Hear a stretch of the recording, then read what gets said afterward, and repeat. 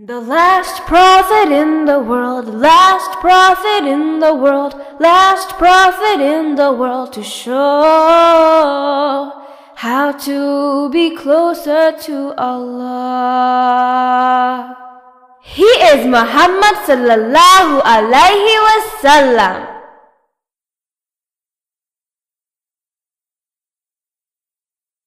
খন্দকের যুদ্ধে বিশ্বাসঘাতকতার জন্য বনু কুরাইদার প্রধান নেতাদের হত্যা করা হয় এবং বাকিদের মদিনা থেকে চলে যেতে দেয়া হয়।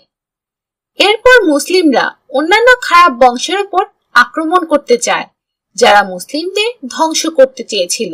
এটি ষষ্ঠ হিজরির প্রথম দিকে এবং ইংরেজি 627 খ্রিস্টাব্দের সময় ছিল। প্রথমে তারা খুব ধনী ইহুদি নেতা আবু রাফিকে ধ্বংস করতে চেয়েছিল। সে একজন খারাপ মানুষ ছিল যে খন্দকের যুদ্ধে অনেক টাকা খরচ করেছিল, কারণ সে মুসলিমদের ধ্বংস করতে চেয়েছিল। সে মদিনা থেকে প্রায় 100 মাইল উত্তরে খায়বারে বসবাস করত। আবু রাফিকে হত্যা করার জন্য নবী খাজরাজ মুসলিম বংশ থেকে 5 জন সাহসী সৈন্য পাঠান।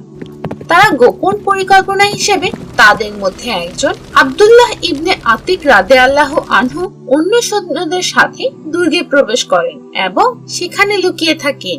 পরে তিনি রাতে আবু রাফির ঘরে প্রবেশ করেন এবং তাকে হত্যা করেন। ফিরে আসার পথে দুর্ঘটনাক্রমে তার পা ভেঙে যায়। তারা সফলভাবে মদিনায় ফিরে আসার পর নবী আব্দুল্লাহ ইবনে আতিকের ভাঙা পায়ে একটি হাত রাখেন এবং অলৌকিকভাবে আল্লাহ তাআলা তার পা ভালো করে দেন।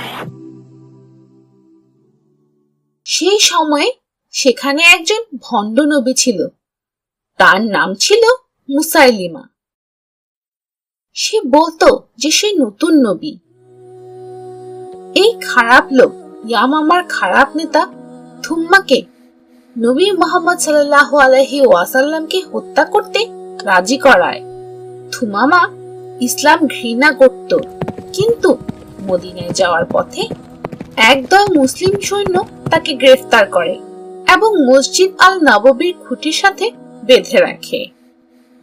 সে নবীকে অনুরোধ করে যাতে নবী তাকে ক্ষমা করে দেন, যদিও সে ভুল করেছে।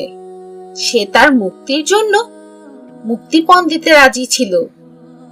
2 দিন বাধা থাকার পর তৃতীয় দিনে যখন সে আবার তার মুক্তির জন্য অনুরোধ করে, তখন নবী তাকে ক্ষমা করে দেন এবং কোনো মুক্তিপণ ছাড়াই তাকে চলে যেতে দেন।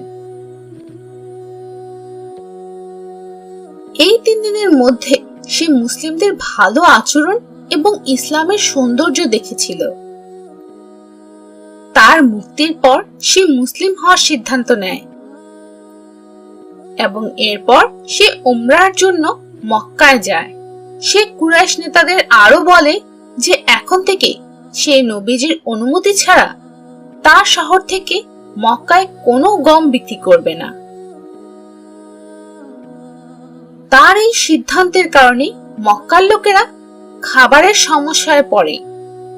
কুরাইশরা খুব চিন্তিত হয়ে পড়ে, তাই তারা তাদের খাবারের সংকট কমানোর জন্য নবীর কাছে একটি অনুরোধ পত্র পাঠায়।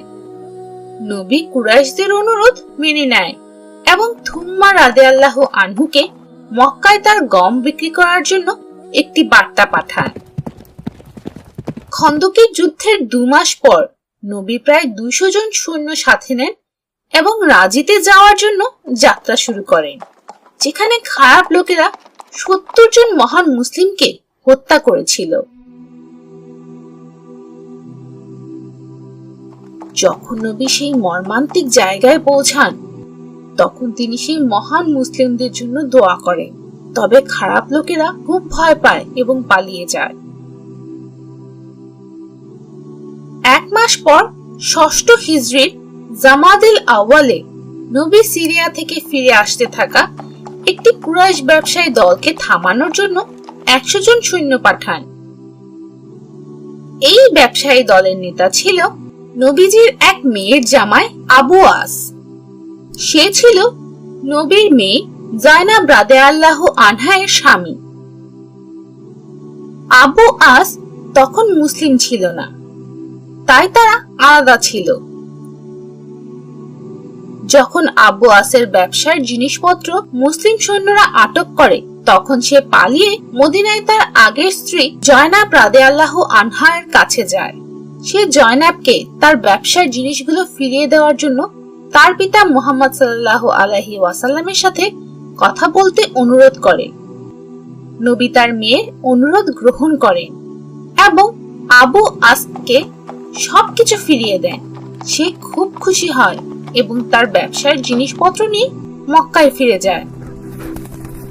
জিনিসপত্রের ভাগ তার ব্যবসায়ী অংশীদারদের দেওয়ার পর সে আবার মদিনায় ফিরে আসে এবং একজন মুসলিম হয়। পরে মদিনায় সে জয়নাব রাদিয়াল্লাহু আনহার সাথে আবার তার পরিবার শুরু করে।